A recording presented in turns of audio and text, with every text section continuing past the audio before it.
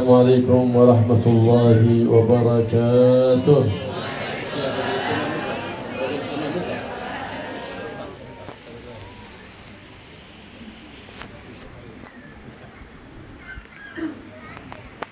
Alhamdulillah,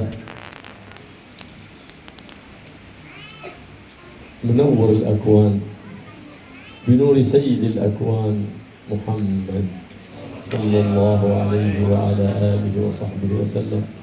الله يجعل لنا ولكم نصيب من هذا النور، ويجعل في قلوبنا نور، وفي سمعنا نور، وفي بصرنا نور، بحق نور الأنوار وسر الأسرار وترياق الأغيار سيدنا ومولانا محمد المختار صلى الله عليه وعلى آله الأطهار وصحابته الأخيار. فكما اجتمعنا على محبته ومودته، نسأله سبحانه وتعالى أن يجمعنا به يوم القيامة على حوضه المورود الذي من شرب منه شربة لا يظمأ بعدها أبدا.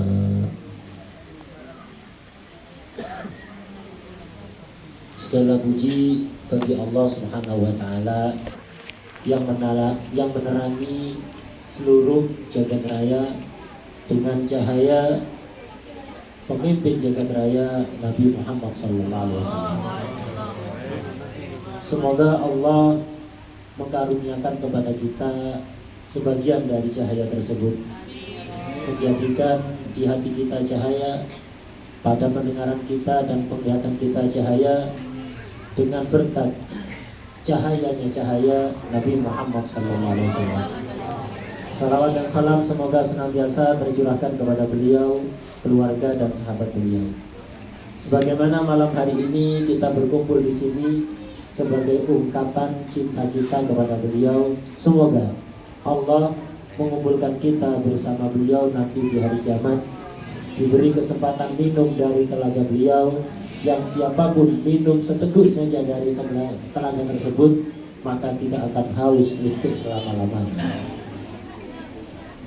كان بعض الصحابة في ليلة من الليالي فيها البدر أضحيا، في ليلة بدر تمام للقمر، ينظر إلى القمر وينظر إلى وجه الحبيب الأعظم سيد البشر صلى الله عليه وآله وسلم، فقال له عندي أضوأ من القمر صلى الله عليه وآله وسلم.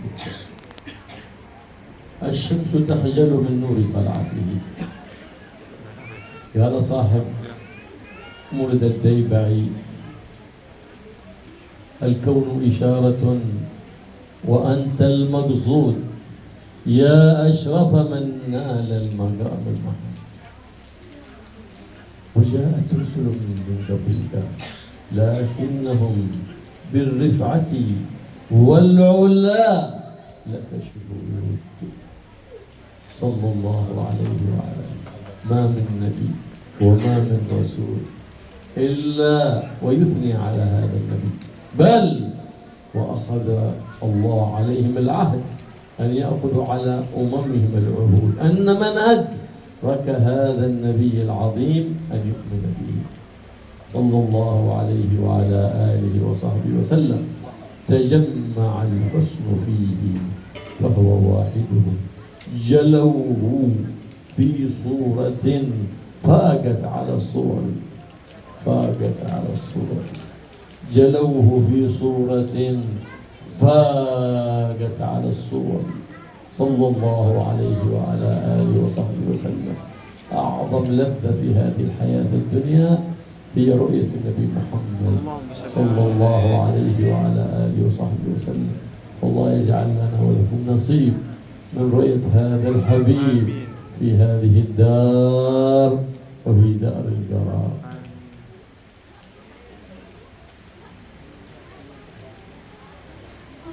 Suatu malam pernah salah seorang sahabat memandang purnama.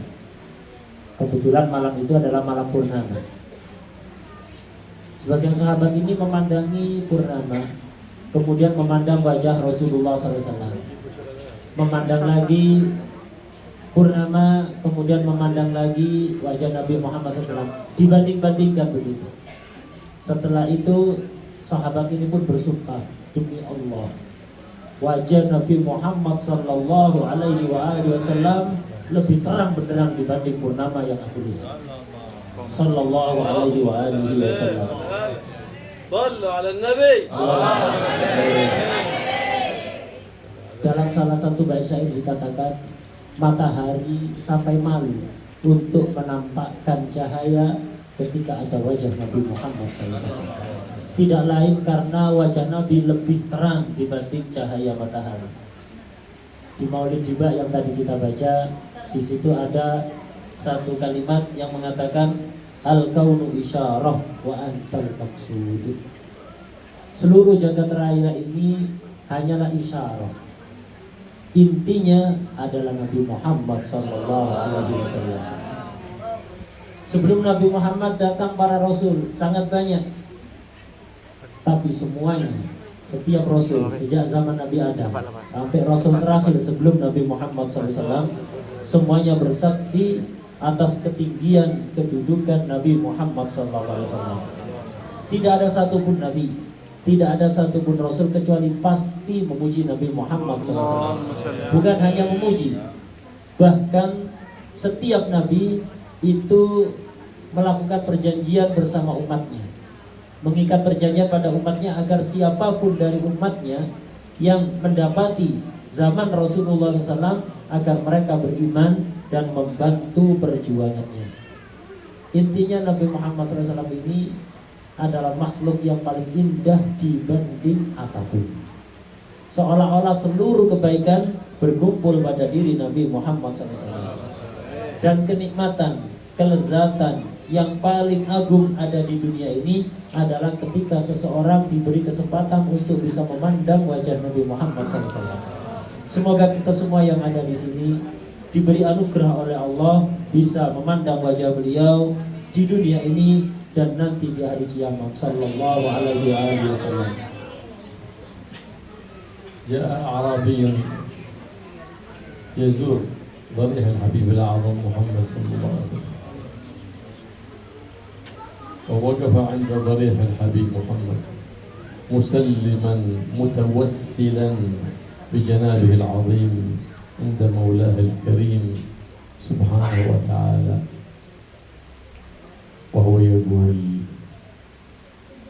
يا أشرف من دفنت في الترب أعظمه، فطاب من طيبهن القاع والأكم، نفس بداء لقبر أنت ساكنه، فيه العفاف وفيه الجود والكرم، لولاك يا سيدي ما خلقت شمس ولا قمر ولا سماء ولا لوح ولا قلم، أنت الحبيب المستغاث به حين يخشى أن تزل الجبل، فكن شفيعي يا رسول الله، إذا ما ثرت من جدثي فإنني ضيفكم والضيف يحترم. اللهم إني جئت زائرا لنبيك محمد، وإنك قلت في كتابك الحق: ولو أنهم إذ ظلموا أنفسهم جاءوك فاستغفروا الله واستغفر لهم الرسول لوجدوا الله توابا رحيما، وإني جئتك تائبا نادما وأسألك أن تغفر لي به. وانصرف. وكان إمام من أئمة العلم من التابعين، من كبار الأئمة من الأولياء الصالحين العلماء العاملين المحدثين، في روضة الحبيب محمد، فإذا هي تأخذ سنة من النوم فيرى الحبيب الأعظم محمد صلى الله عليه وسلم يقول له: يا عتبي يا عتبي أدرك الرجل وأبلغه السلام وقل له إن الله قد غفر ذنوبك. فاتجل منه. وقد رأى ذلك الشخص في منامه عندما ألقى أبياته أمام النبي محمد، فقام فإذا هو قد خرج فأدركه، فقال له رسول الله يقول السلام ويقول لك إن الله قد غفر ذنبك. وقف أمام الحبيب نادما تائبا فتاب الله عليه. ولو أنهم إذ ظلموا أنفسهم ومنا اليوم لم يظلم نفسه، كلنا ظلمنا أنفسنا بارتكاب الخطيئات والسيئات. عسى ربنا يوفقنا إن شاء الله أن نبدل تلك السيئات بحسنات جديدة، ويغفر لنا الذنوب الماضيات، ويوفقنا لاكتساب حسنات جديدات لنقر عين النبي محمد صلى الله عليه وسلم. فإنا ظلمنا أنفسنا وخنا الأمانة التي أعطانا إياها الله، خنا البصر، خنا السمع، خنا اللسان. بدأ أن نصرف بطاعة الرحمن، فإذا نحن نصرف في نعم الرحمن في معصية الرحمن، وذاك غاية الكفران. فالله يوفقنا وإياكم. فمن وفقه الله لزيارة الحبيب، وإلا فزيارته كل يوم عندك، بأن تحيي سنته في بيتك، في صلاتك، عند منامك، عند قيامك، عند أكلك، عند شربك، عند دخولك بيت الخلاء، في جميع الأحيان تحافظ على سنة النبي محمد. يكون دائما أنت في حضرته، تكن دائما أنت في حضرة الحبيب محمد صلى الله عليه وسلم.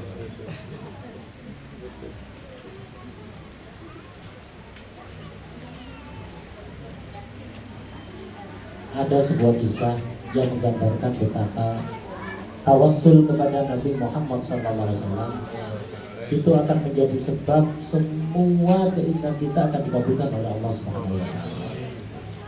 Dikisahkan dulu itu ada orang Arab pelosok, dari orang Arab Badui dari pedesaan, datang ziarah ke makam Rasulullah SAW.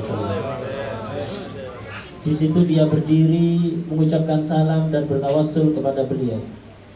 Kemudian menggubah beberapa bait syair yang diantara isi dari syair-syair tersebut adalah dia bertawassul, wahai orang yang paling mulia yang dikubur di dalam tanah, yang dengan jasadmu semua menjadi wangi, semua menjadi indah. Nyawaku adalah tebusan, akan aku pertaruhkan untuk menjaga tanah di mana engkau dimakamkan ada di situ, karena di situ terdapat segala kedermawanan dan kemuliaan. Seandainya tidak ada engkau wahai Rasulullah sallallahu alaihi wasallam, maka tentu tidak akan diciptakan matahari, rembulan, langit, lauh mahfud, dan kolam yang menulis takdir. Tidak akan ada yang diciptakan satupun makhluk. Engkau adalah kekasih Allah yang bisa dijadikan tawassul untuk meminta bantuan apapun.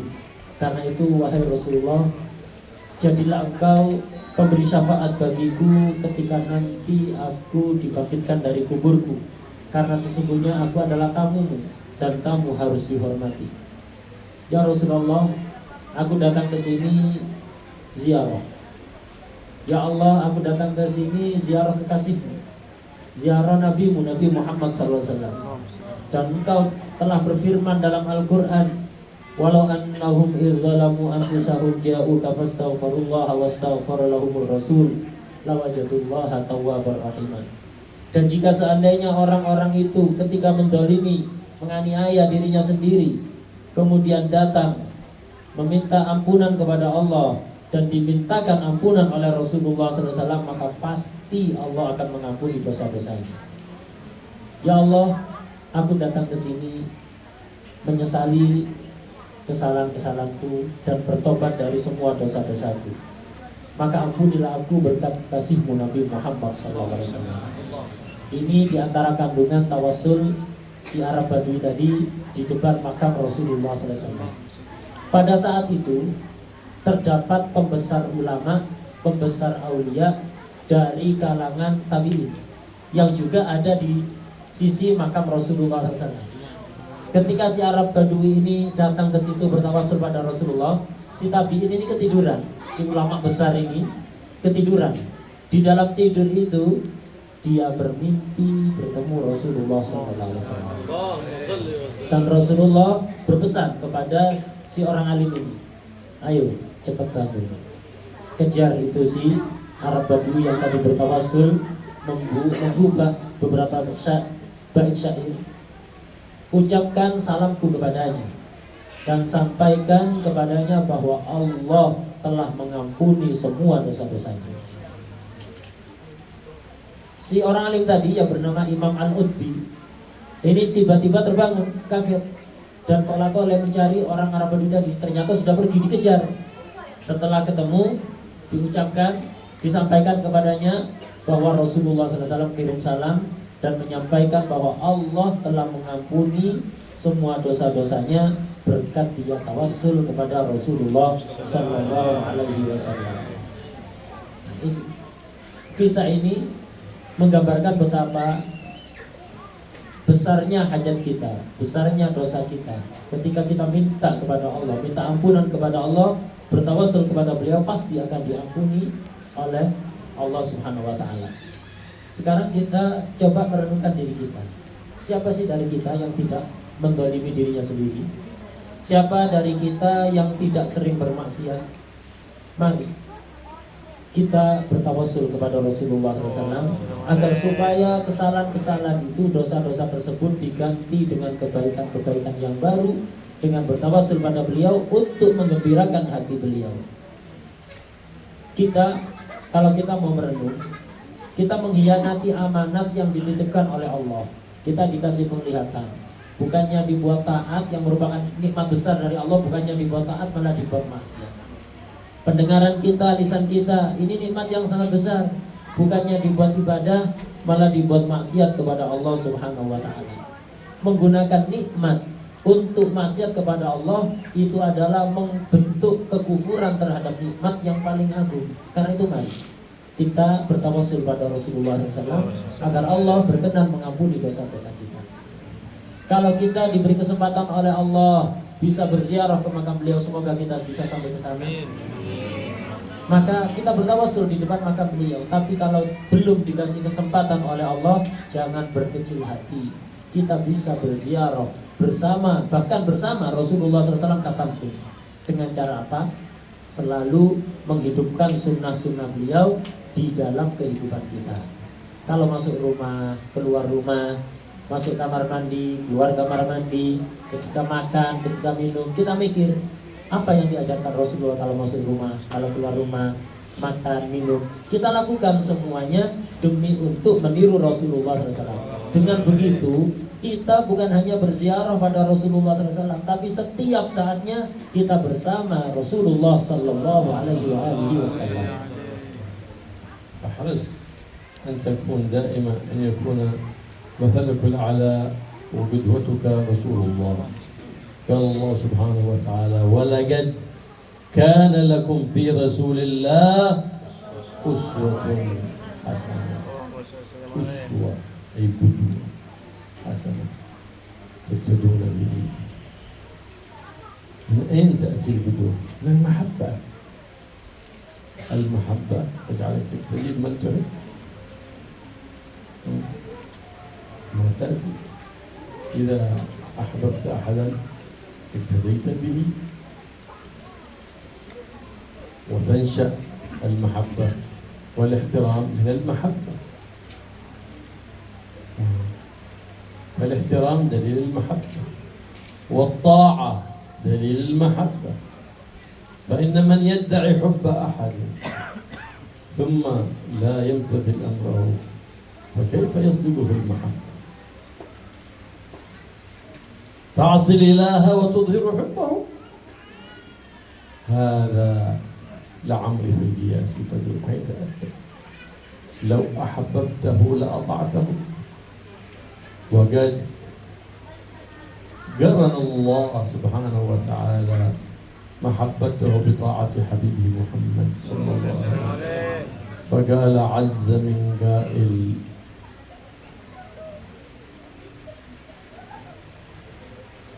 قل إن كنتم تحبون الله فاتبعوني يحببكم الله يحببكم الله.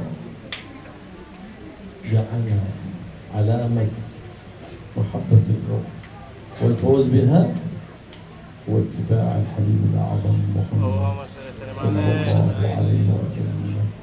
قل إن كنتم تحبون الله. ايش علامة هذه؟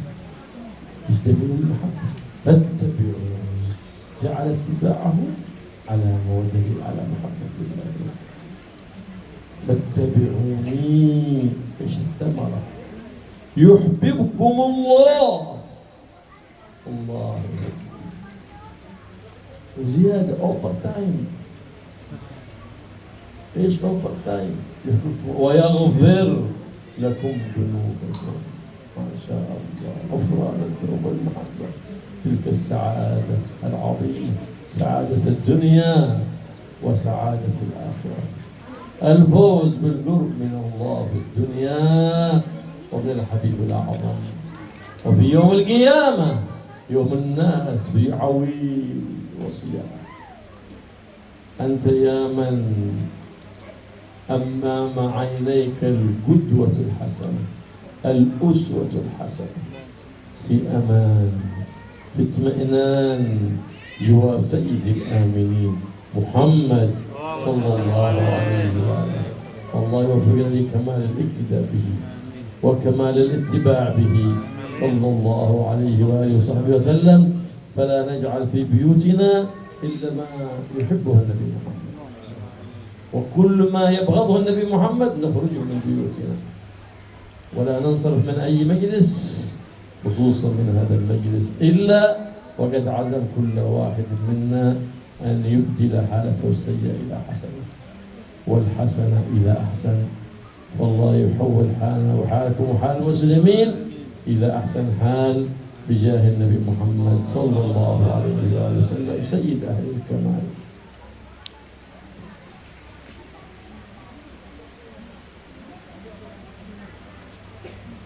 Beliau menasihatkan kepada kita agar supaya kita itu selalu menjadikan panutan kita ini adalah Nabi Muhammad SAW. Sebagaimana firman Allah, laqad kana lakum fi Rasulillahi uswatun hasanah. Sungguh betul-betul ada untuk kalian pada diri Rasulullah SAW suri tauladan yang baik. Kita harus selalu menjadikan Nabi sebagai panutan, tapi itu tidak akan bisa kita lakukan kalau kita tidak mencintai beliau. Ketika di dalam hati kita dipenuhi rasa cinta pada beliau, otomatis tidak pakai disuruh, kita akan selalu menjadikan Nabi sebagai panutan kita, suri tauladan kita. Pengagungan itu munculnya dari cinta, taat juga munculnya dari cinta. Orang yang ngaku cinta tapi tidak nurut kepada orang yang dicintai, maka itu cintanya cinta palsu. Ta'sil ilaha wa tudhiru hubbahu inna hadha fil qiyasi badi'. Engkau bermaksiat kepada Allah dan menampakkan seolah-olah kamu cinta pada Allah. Ini adalah sesuatu yang aneh, tak nyambung. Ngaku cinta tapi suka maksiat kepada Allah Subhanahu wa ta'ala. Jika memang betul engkau mencintai Allah, maka tentu engkau akan taat kepada Allah, karena sesungguhnya orang yang mencintai itu akan taat kepada orang yang dicintai. Allah Subhanahu wa ta'ala berfirman dalam Al-Quran, Qul in kuntum tuhibbunallah fattabi'uni yuhibbukumullah. Katakanlah perintah Allah kepada kekasihnya Nabi Muhammad SAW. Katakanlah wahai kekasihku kepada umatmu, jika kalian memang betul-betul cinta pada Allah, maka harus ada buktinya, harus ada tandanya. Apa bukti cinta kepada Allah? Tanda cinta kepada Allah, fattabi'uni, ikutilah aku, jadikanlah aku sebagai panutan kalian. Cinta kepada Allah harus ada bukti. Buktinya mengikuti Nabi Muhammad SAW. Kalau orang sudah cinta pada Allah dan dibuktikan dengan mengikuti Nabi Muhammad SAW, maka akan ada hasil dan buah yang sangat agung yang menjadi penentu kebahagiaan kita di dunia akhirat. Apa itu? Yuhibbukumullah wa yaghfir lakum dzunubakum. Maka kalian akan dicintai oleh Allah dan akan diampuni semua dosa-dosa kalian oleh Allah Subhanahu wa taala. Jadi cinta kepada Allah perlu bukti, yaitu mengikuti Nabi. Mengikuti Nabi akan mendatangkan hasil besar, yaitu kita dicintai oleh Allah dan diampuni semua dosa-dosa kita. Dengan begitu kita akan bahagia di dunia maupun di akhirat. Nanti di hari kiamat, ketika banyak manusia yang kebingungan, semua menjerit, semua ketakutan, semua merasa tersiksa, orang yang cinta kepada Nabi selama hidup di dunia tidak akan mengalami rasa itu. Dia akan tenang, nyaman berkat Nabi Muhammad SAW. Kemudian dia berdoa semoga Allah memberikan pertolongan kepada kita untuk mengikuti Nabi secara sempurna. Dan beliau berpesan pada kita agar supaya kita itu ngecek rumah kita masing-masing. Jangan sampai di rumah kita itu ada sesuatu apapun yang membuat Nabi marah, membuat Nabi kecewa. Berusahalah di rumah kita itu isinya semua tentang hal-hal yang bisa membuat hati Rasulullah SAW berbahagia. Dengan begitu kita akan selalu bersama Rasulullah SAW. Kemudian juga beliau berpesan, janganlah kita pulang dari tempat ini, dari majelis ini, kecuali setiap kita menanamkan niat, tekad yang sangat kuat dalam hati untuk nanti setelah selesai acara ini kita merubah keadaan kita yang buruk menjadi baik, yang asalnya sudah baik menjadi lebih baik. Kemudian berdoa semoga Allah Subhanahu wa taala mengganti keadaan kita dan keadaan umat Islam semuanya ke keadaan yang terbaik dengan berkat Nabi Muhammad sallallahu alaihi wasallam. الذي يجعلك تثبت على هذه القدوة الحسنة هو الصاحب الحسن، صاحب الظن الحسن. إذا ذكرت أعانك، ذكرت فعل الخير أعانك، وإذا عزمت على فعل الشر ذكرك. إن عملت هذا فلست بصاحب، فإن تركته فأنت صاحب. إن مشيت في طريق الشر إما أن تبعد عني أو أبعد عنك، وإن أنت في طريق الخير فأنت صاحبي وحبيبي. يقربك من الخير ويقربك من طريق الخير، لأن صحبة الأخيار، من صحب الأخيار كان من الأخيار وإن كان من الأشرار حسب من الأخيار، ومن جلس الأشرار حسب من الأشرار وإن كان من الأخيار، ولحقه العار في الدنيا والنار في يوم القيامة. فاحرص على صحبة الأخيار، فإنه صلى الله عليه وسلم سيد الأخيار يقول المرء على دين خليله فلينظر أحدكم من يخالف. فاسأل الله دائما أن يجعلك من الأخيار ويجعلك تمشي مع الأخيار، وأن يرزقك صحبة الأخيار، وأن يجعل أسوتك الحسنة سيد الأخيار محمد سيد الأبرار صلى الله عليه وعلى آله وصحبه وسلم. والله يجعلنا وإياكم من الأخيار ويقربنا من الأخيار ويحسبنا بالأخيار ويجعلنا وإياكم من المقتدين بسيد الأبرار محمد سيد الأخيار صلى الله عليه وعلى آله وصحبه وسلم، ويجمعنا به في هذه الدار وفي دار القرار بجاه النبي محمد صلى الله عليه وآله وسلم سيد الأبرار.